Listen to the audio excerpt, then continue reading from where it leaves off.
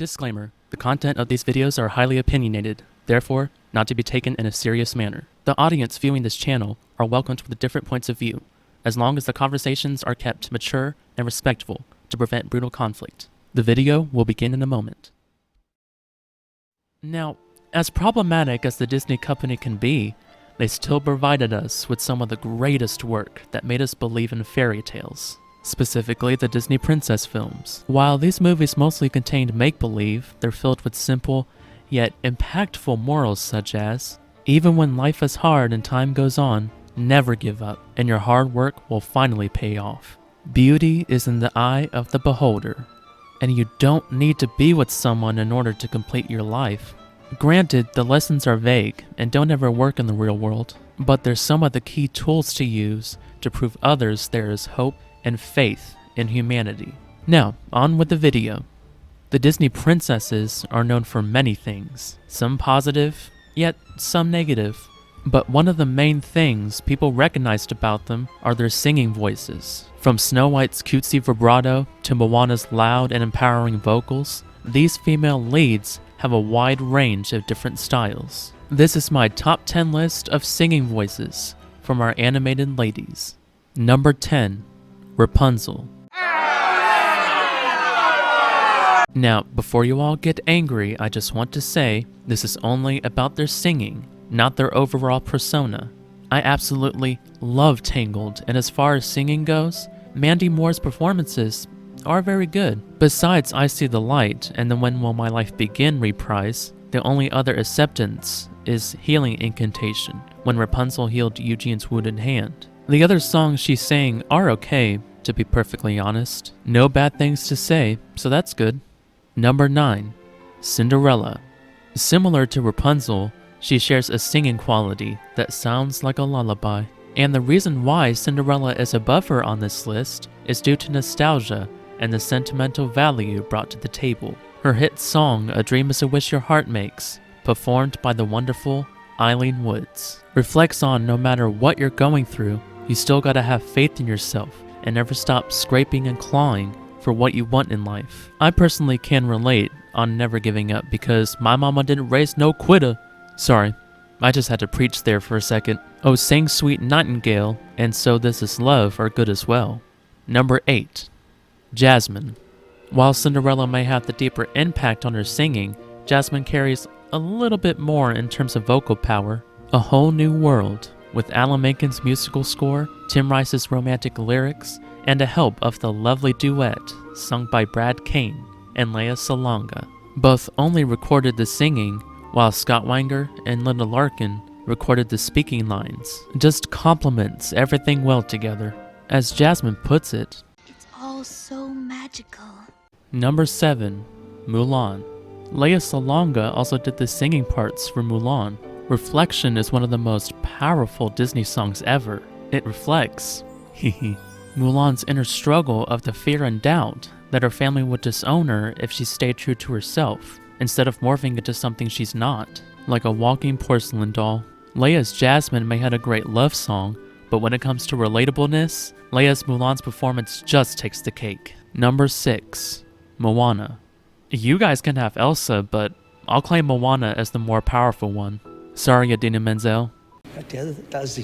This Polynesian daughter of a chief amazed me when I first watched the film, thanks to a then 14-year-old Ali E. Carvalho's strong and raw singing voice. Aside from the How Far I'll Go reprise and I Am Moana, the one that made me speechless the most was Know Who You Are, when Moana walked slowly, like a Moses goddess, towards Te Fiti to restore her heart. The scenery with the low, slow rhythm and the faint chanting in the background completely blew my mind.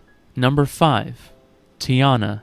Like Cinderella, Tiana singing Almost There translates her feelings by working hard in order for her dream to come true, specifically building her own restaurant. The only difference between them is Tiana brings more soul into the mix by phenomenal actress Anika Noni Rose. You know, to spice things up.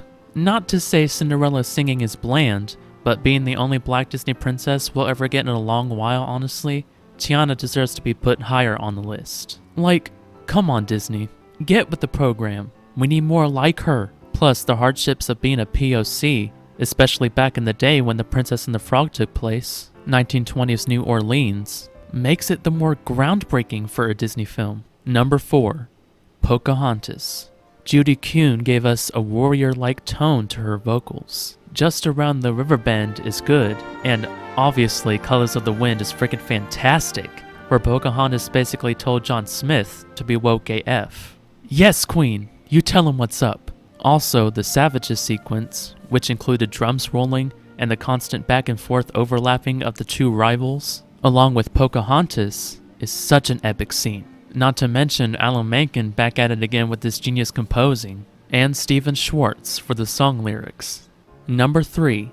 Belle.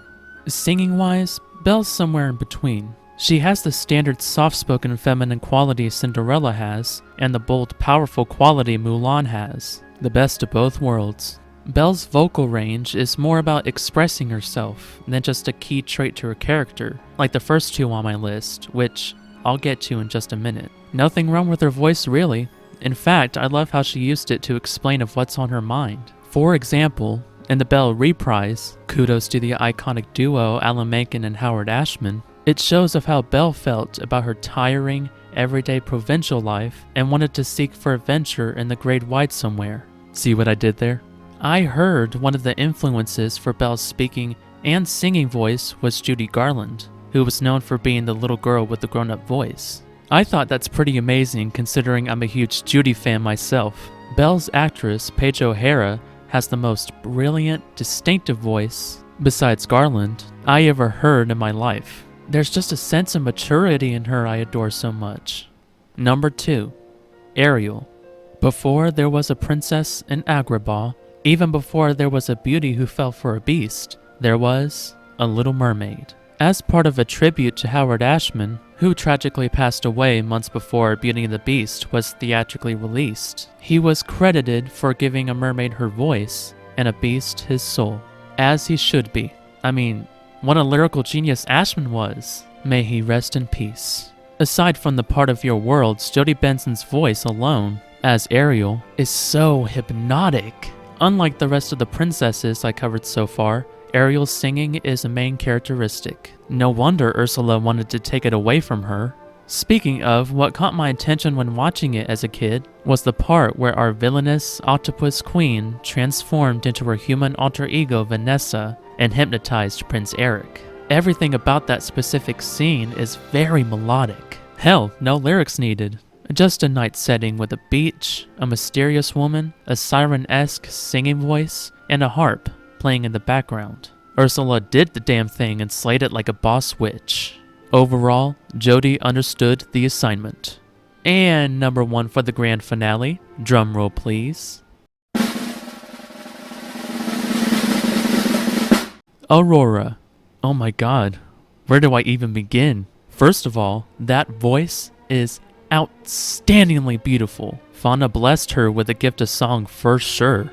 Can she bless me with it too, please? Or I could just borrow a magical shell necklace from Ursula because Aurora's singing is unlike any other. Opera singer Mary Costa did an incredible job as the Sleeping Beauty. The same as Ariel, her singing voice is one of the ultimate qualities to her character, rather than just a tag-along for Disney's musical's sake, like Aurora's and Ariel's counterparts. When I first watched Aurora singing to her animal friends as a kid, I was in awe. Not only that, but the enchanting music adopted from Tchaikovsky's ballet version of the fairy tale in the background by composer George Bruns just made up most of my childhood. Is she even human? As Prince Philip quoted, "There was something strange about that voice.